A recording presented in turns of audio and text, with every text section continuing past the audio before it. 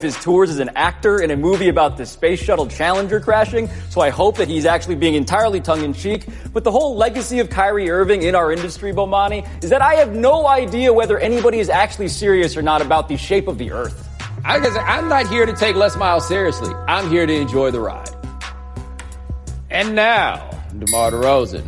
The Magic have already expressed interest in trading for DeRozan, and multiple front office executives wouldn't be surprised if the Spurs traded him, according to the Ringer's Kevin O'Connor. You in on the Spurs trading DeRozan? I am in on this, and I am sad for DeMar DeRozan, who keeps on being moved around because he is just good enough to not make a difference for his team. So, wow, Spurs, that's harsh. Well, it's the reality of it, Bo. He has a ceiling on him. He's not going to be the best player on a playoff team, it seems like, or a championship contender, it seems like. And they have all these young guys underneath. I get why they want to move him to Orlando. Yeah, that's the thing. He can make a difference for your team. He can make it better. Now, whether he can be the best player on a championship team, that one is, I think we saw for Toronto, probably not going to be the case. The Spurs did a good job in getting him for Kawhi Leonard. That was as good a player as you could get at the top of a trade like that. But what they're doing has changed, and having him there is not going to get them to the next level, so they might as well get the young guys out there. Finally, Zlatan Ibrahimovic. Zlatan announced his farewell from the LA Galaxy after 2 seasons, writing on Twitter, quote, "I came, I saw, I conquered. You wanted Zlatan. I gave you Zlatan. You are welcome. Now go back to watch baseball." End quote. So you win on Zlatan having changed the MLS for the better. When was the last time you watched the MLS game? Ooh, I think David Beckham was involved.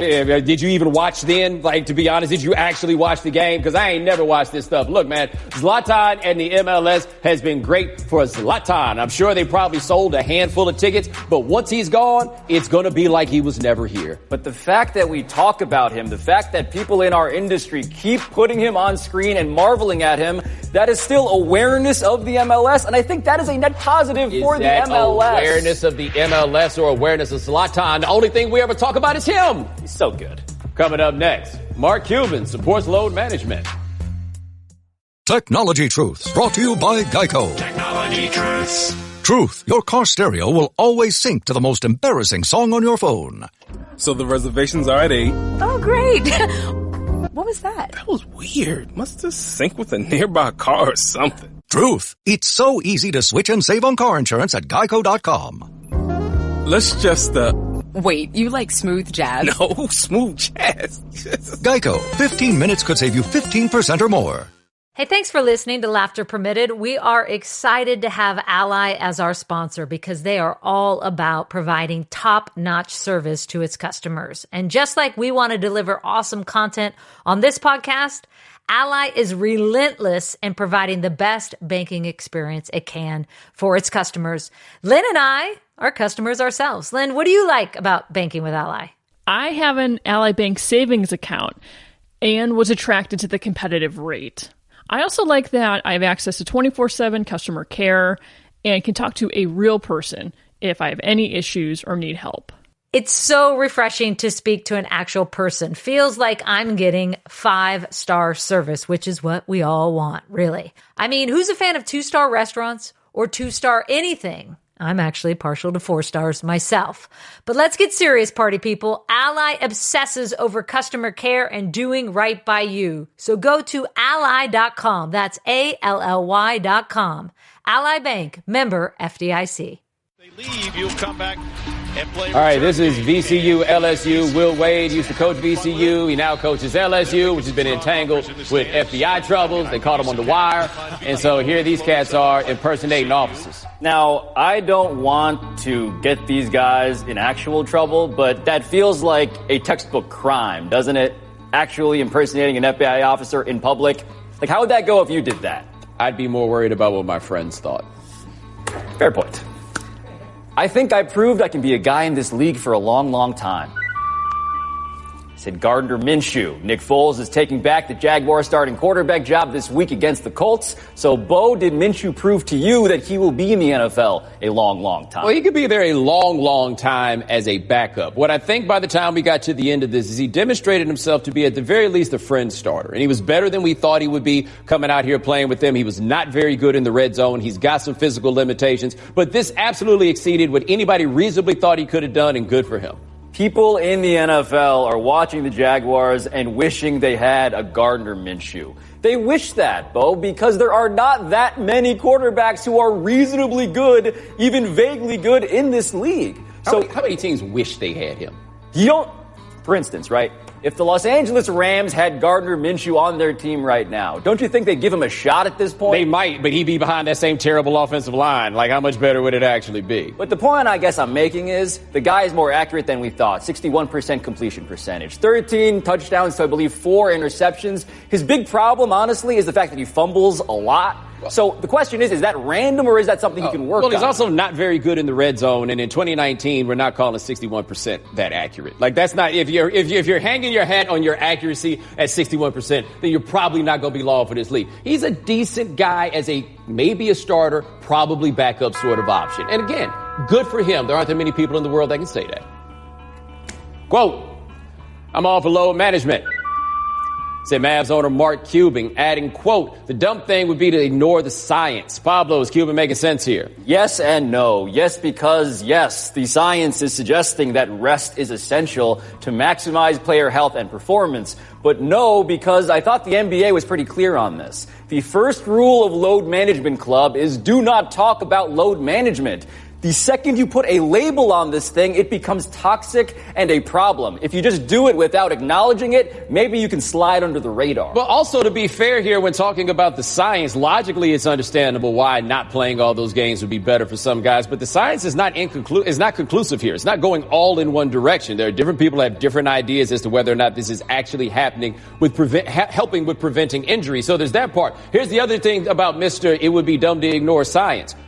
How about you just shorten the season by about 10 games a year? That would probably help a lot. You think Mark Cuban's so dedicated to some science that he's willing to cut into the money that he's making? Oh, no. His allegiance to science is very much so tied to his allegiance to his money. And don't act like you that much smarter than everybody else. There is a 0% chance that Mark Cuban wants fewer games. You are right about that. But this, again, reminds me of tanking. The reason why you do it is because there is a logic to it. But the reason why you never want to admit that you're doing it is because it's actually a problem for the entertainment product. And if you're Adam Silver, I am furious with this guy because he is being that honest. It ain't the first time you've been furious with that guy. 2. Because that is how many games Memphis center James Wiseman played while suing the NCAA before withdrawing that lawsuit and being declared ineligible earlier today. This all stems from that $11,500 Memphis coach Penny Hardaway paid to move his family to the city in 2017. So Bomani, Wiseman's lawyers, are confident that the NCAA will render a fair decision for him and for Memphis. So are you as confident? I am kind of confident in that, and the reason that I am is this feels like something that was discussed before it was done. Like, okay, let's go ahead and get this settled. Memphis would love to have the fight. Wiseman would love to have the fight. The president of the university, maybe not so much. The NCAA, I don't know if they're built to withstand a fight right now. So I would guess that Wiseman probably sits 10 games. And what the NCAA does is they don't hold it against Memphis that they knowingly played this ineligible dude for 2 games, because that's where they could drop the hammer. Yeah, my first reaction to this update was sadness because I wanted to see someone challenge the NCAA in a way that we really have never seen before. That is what the president of the university and James Wiseman and his family and Penny Hardaway were all squaring up to do. But now I feel like this may have been negotiation or pre-negotiation. The idea that you would scare the NCAA by generating all of this negative press for them and public sympathy for you because, yes, we are now at a time when people are more understanding of the need to pay players. I do think that results in more of a fair punishment in the end. Yeah, I am definitely more confident in the idea that there has been a negotiation to take place because the fact that he played after they told him to sit means they could have laid the hammer. But what I'm not sure of, I don't think that many people's minds have really been changed about paying players. Some of the people that we know, but the majority is still on the other side. Politicians, at least. Yeah, 11 minutes. That's how much time was left in the fourth quarter. Spurs, Timberwolves, and Robert Covington decided to eat stroopwafel on the bench. Let's watch. I don't know what this is, by the way. But Pop said you have to have a culture like a waffle that's basically a standard of living where everybody's responsible to each other. Oh, this is a Dutch treat. All of it. He said it's so important because it brings everybody together. And sharing. Yeah, if you're the Spurs, got to feel a little disrespected. I think you do, but at the same time, if I am drafting like countries whose desserts that I most enjoy, I do feel like the Netherlands makes the top 3. I think they do, and I think that the stroopwafel, by the way, we gotta get some... Can we get Bomani Jones some stroopwafel at some point? Because this I think you would actually enjoy. Yeah, I believe. I'm just unfamiliar with it. And number 1 on the dessert category, the US of A, followed by France, because they don't care if they die of a heart attack or not. Highly questionable coming up next. And now, a thought from Geico Motorcycle. It took 15 minutes to take a spirit animal quiz online. Please be the cheetah. Please be the cheetah. And learn your animal isn't the cheetah, but the far less appealing blobfish. Oh, come on. To add insult to injury, you could have used those 15 blobfish minutes to switch your motorcycle insurance to Geico. Geico. 15 minutes could save you 15% or more on motorcycle insurance.